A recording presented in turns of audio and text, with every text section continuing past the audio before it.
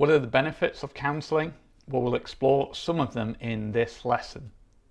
So first off, it's somewhere the client can go and have someone truly hear them. Now, this is often a novel experience in society because a lot of the time when we're with our friends, we're just having a back and forth conversation, and often we're not truly listening using our active listening skills.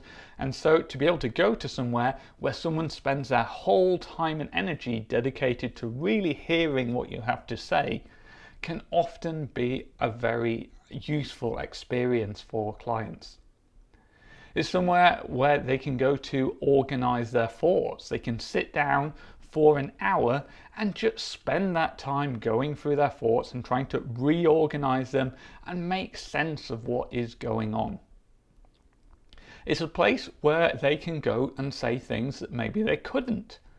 Maybe their friends and family aren't as good at listening, or maybe it's about their friends and family and it's too awkward or embarrassing, or for social reasons they couldn't talk about their feelings. Maybe talking about emotion is discouraged at home, and so they can come here and they can say things that are embarrassing, that they're ashamed of, that they just couldn't talk about at home, because in counselling we provide a confidential environment and we make the client feel safe and understood and make them feel like they make sense, so that they feel able to talk about these things that they feel they couldn't say to other people for a variety of reasons.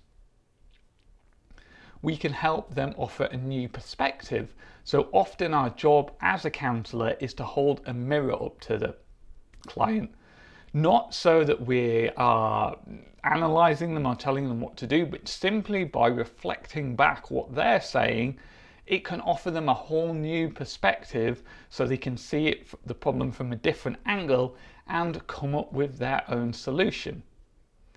And if they can't, then sometimes we can offer those solutions. Sometimes we can help generate those useful strategies and those helpful strategies with them. Some forms of counselling are more directive than others in that we might be making more suggestions, bringing in techniques, bringing in technology that will help them deal with their thoughts differently and deal with their emotions differently so that they can get different outcomes. So these are kind of features of counselling. What are the benefits? What does the client end up with after all this? Well, they typically end up with much greater self-esteem and self-acceptance. So they are more comfortable with who they are, more accepting of themselves, and have more self-esteem, so they feel more confident. Symptoms tend to reduce, whatever those symptoms are. If they're coming in with something like depression or anxiety, so a lot of worry, a lot of rumination, those symptoms typically reduce. And they come out with greater psychological flexibility. So this is a greater range of behavioural and emotional responses. So when something happens, we typically, without counselling, find ourselves in these patterns where we do something unhelpful. So someone makes us angry and we shout at them, or someone makes us feel bad and we go to bed and dwell on it for days.